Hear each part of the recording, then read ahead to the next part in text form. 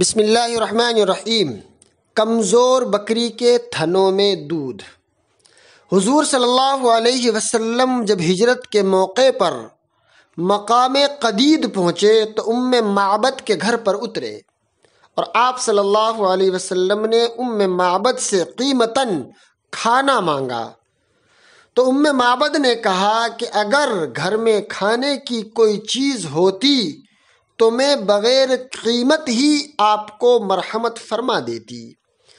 معبد کے پیچھے ان کی بکری کھڑی تھی جو بہت دبلی پتلی اور کمزور تھی۔ آپ صلی اللہ علیہ وسلم نے فرمایا اگر اجازت ہو تو اس بکری کا دودھ میں دو لوں۔ معبد نے کہا اس میں دودھ کہاں ہے، یہ تو اتنی کمزور دبلی پتلی ہے کہ دوسری بکریوں کے ساتھ چرنے بھی نہیں جا سکتی۔ آپ صلی اللہ علیہ وسلم نے اسے قریب لانے کے لیے کہا۔